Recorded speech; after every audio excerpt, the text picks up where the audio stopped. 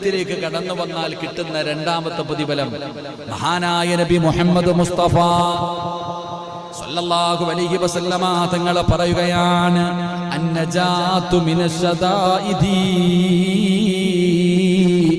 പ്രതിസന്ധികളുടെ സമയത്ത് അല്ലാഹു നിനക്ക് രക്ഷ തരുമെന്ന് നബി മുഹമ്മദ് മുസ്തഫ. എന്റെ പ്രിയപ്പെട്ടവരെ, അല്ലാഹു പറയുകയാണ് വമൻ യത്തഖില്ലാഹ യജ്അൽ ലഹു മഖ്റജാ. ഖുർആനാ പറഞ്ഞത്, ഞാനല്ല, അല്ലാഹുവാണ് പറയുന്നത്. ഏത് പ്രതിസന്ധി നിന്റെ ജീവിതത്തിലേക്ക് കടന്നു വന്നാലും നിനക്കുള്ള രക്ഷ അല്ലാഹു തരും. നീ ആരെയും ഭയപ്പെടണ്ട, നീ ഒരാളെയും പേടിക്കണ്ട, ഒരു പ്രതിസന്ധിയെയും നീ ഭയപ്പെടണ്ട. കയറെടുത്ത് ആത്മഹത്യക്ക് തയ്യാറാകണ്ട, മക്കളെ കൊല്ലാൻ തയ്യാറാകണ്ട. ഏത് വലിയ പ്രതിസന്ധിയാകട്ടെ, കടമാകട്ടെ, ദുരിതമാകട്ടെ, രോഗമാകട്ടെ, ഈ ലോകം മുഴുവനും നിനക്കെതിരെ തിരിഞ്ഞാലും അല്ലാഹു നിനക്ക് സംരക്ഷണം തരികയാ. എന്റെ പ്രിയമുള്ളവരെ, മഹാനായ നബി മുഹമ്മദ് മുസ്തഫ സല്ലല്ലാഹു അലൈഹി വസല്ലമ തങ്ങളുടെ വളർത്തു മകനാണ് സയ്യിദ് ഇബ്നു ഹാരിസ റളിയല്ലാഹു തആല അൻഹു. അല്ലാഹു നമുക്ക് ഈമാൻ തരുമാറാകട്ടെ. ഏത് സഹാബി? സയ്യിദ് ഇബ്നു ഹാരിസ.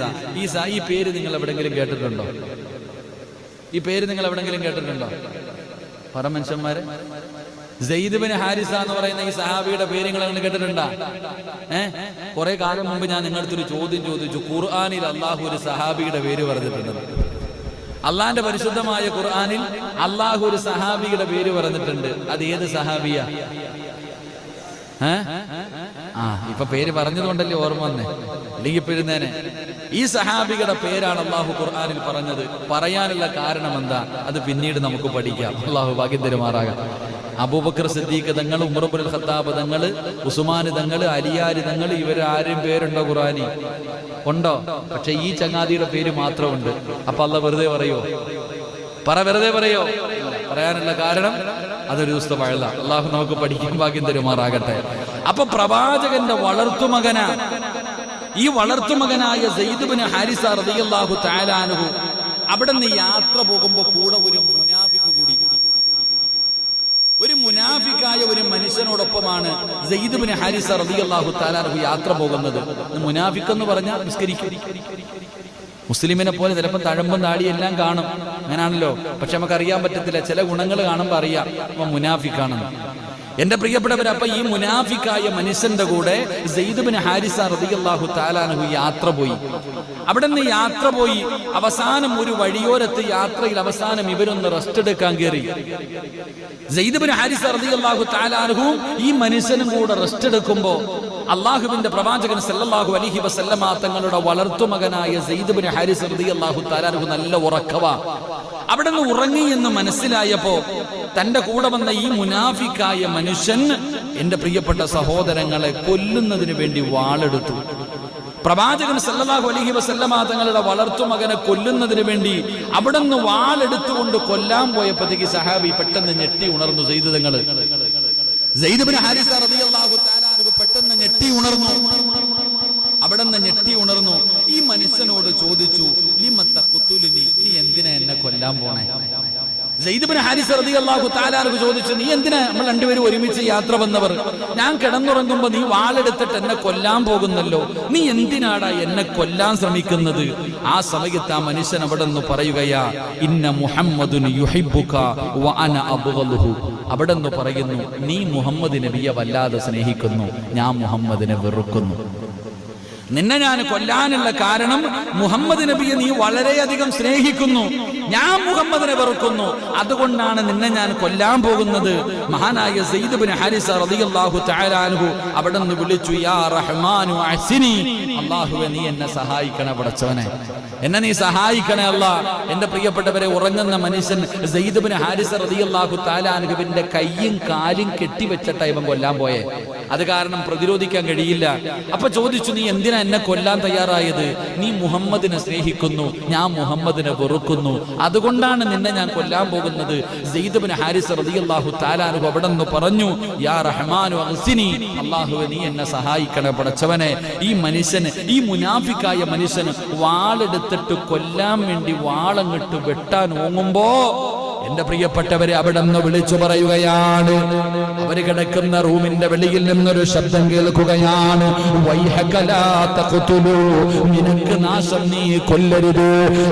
മുനാഫിക്കിനോട് ആരോ വിളിച്ചു പറയുകയാണ്, നിനക്ക് നാശമാടാ, നീ കൊല്ലരുത്.